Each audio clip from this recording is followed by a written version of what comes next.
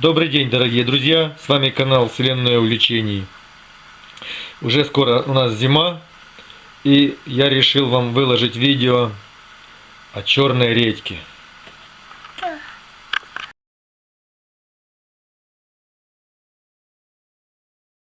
Почему я решил выложить вам это видео? Потому что меня к этому видео подстегнул мой внучок. Вот такой. Сашуня, скажи всем привет. Вот такой. Вот, наш Смотрите внучок. сюда. Да, смотрите сюда, там Вот юшечка. такой. Сейчас я вам расскажу, что такое редька и что она нам делает. А мой внучок, как он это подстегнул, очень просто. Он ходит неделю в садик, 3 недели болеет. Неделю ходит, 3 недели болеет. И вот этот кашель уже так замучил, что мы уже не знаем, что делать. Мы уже переделали сколько всего, перекупили сколько препаратов. Уже кормим эти аптеки, кормим, а толку никакого. И тут мы вспомнили, что все-таки можно сделать с редьки лекарства.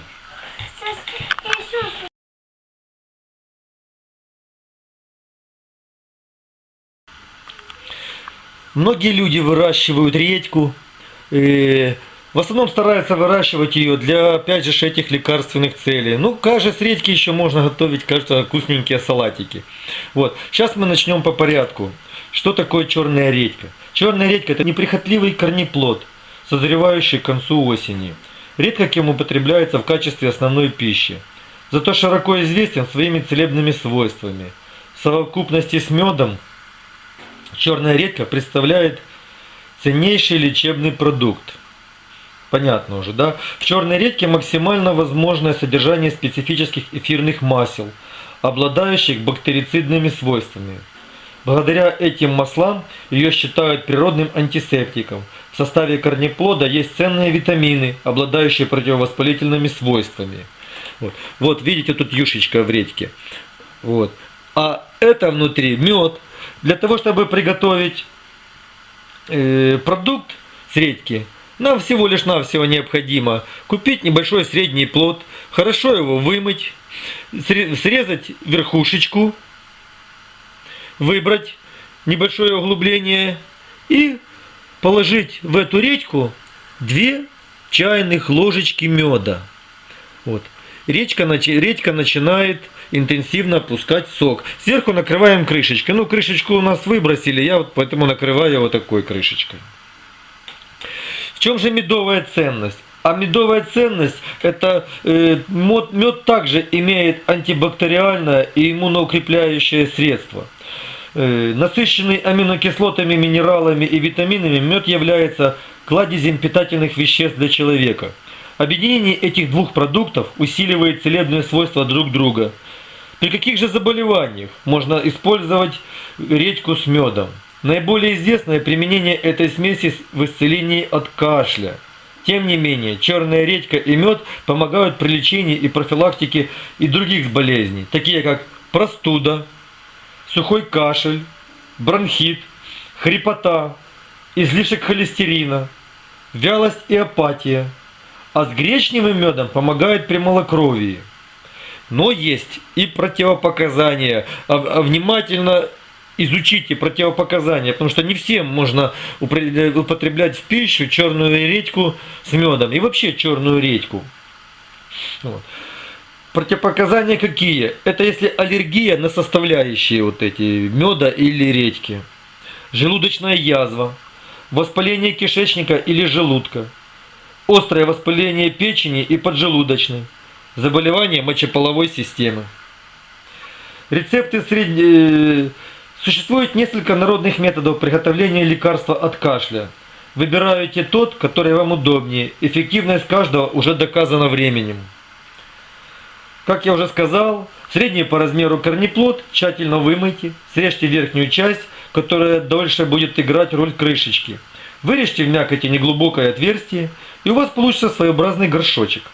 В это углубление положите 2 ложечки меда. Мякоть корнеплода начнет обильно выделять сок, поэтому нужно проследить, чтобы оставалось место до верхнего края среза, так как сок может перелиться через верх. Закройте горшочек крышечкой и дайте настояться, максимум в течение 12 часов. Лекарство будет готово, если вы вечером сделали, лекарство уже готово утром. его уже можно начинать принимать. Принимать лекарственный сок от кашля следует 3 раза в сутки, за некоторое время до еды. Доза для взрослых – столовая ложка, детская доза – чайная ложка. В один и тот же корнеплод можно добавлять новую порцию меда на протяжении 3 суток. Потом необходимо этот корнеплод заменить на новый. Улучшения проявятся практически в первый день. Да, действительно, у меня Сашунька, где-то, наверное, все-таки на второй день. Уже мы обратили внимание, он целую ночь кашлял, первую ночь. На вторую ночь, когда на второй день он принял, мы давали ему, у нас есть такой шприцик от детского лекарства, от детского сиропа, дозировочка, там получается 3 кубика. Мы давали ему по 3 кубика этого сиропа. Ну и, кстати, и подманули. Так как он редьку не хотел употреблять, мы тайком от него, а со шприца он знал, как принимать всякие эти сиропы медицинские. Вот. И вот на этот шприцок, когда мы тихонечко набирали 3 кубика, он прекрасно принимал это лекарство. Уже на следующую ночь он ночью спал хорошо, не кашлял. Вечером чуть-чуть покашлял, чуть легкая хрипотца есть, и вот уже на второй день, уже ночью он уже вообще не кашлял.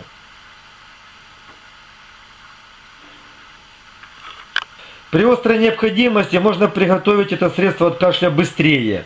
Для этого очищенный от кожуры корень натирают на терке и выжимают сок, либо делают его в соковыжималке. Добавляют 2 столовые ложки меда и смешивают до полного растворения.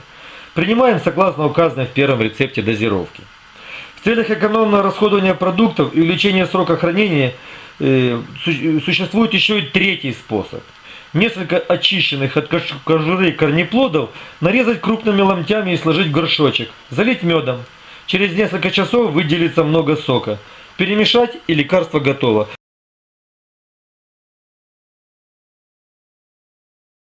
Вот вам 3 рецепта, как приготовить лекарство с редьки. Вот еще тут. И сейчас я расскажу небольшие рецепты, как лечить детей черной редькой с медом. При лечении детского кашля этот напиток также очень эффективен.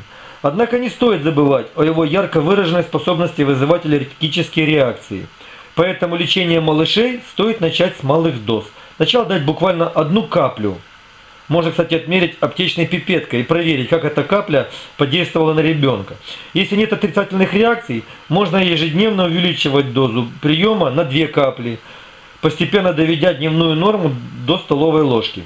Подросткам с 14 лет дневную дозу можно довести до объема, положенного взрослому человеку. 3 столовых ложки в сутки. Эти же рецепты применяются и в лечении других заболеваний. Даже если вы всего лишь избавляетесь от кашля, мед и редька оказывается благоприятное влияние на весь организм. Происходит одновременное очищение крови и печени, восстанавливаются иммунные силы организма, укрепляется нервная система. Поэтому рекомендуем такой напиток пропивать для профилактики хотя бы раз в год осенью во время созревания урожая. Курс профилактического приема 2 недели в месяц. Укрепите здоровье перед предстоящими зимними инфекциями. На этом я буду заканчивать.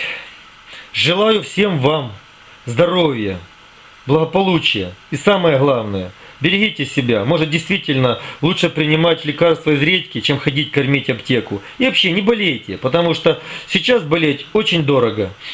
Пусть ваши детки не болеют, и вы тоже. Будьте здоровы. Кому я был полезен, ставьте лайки, подписывайтесь на мой канал. До новых встреч!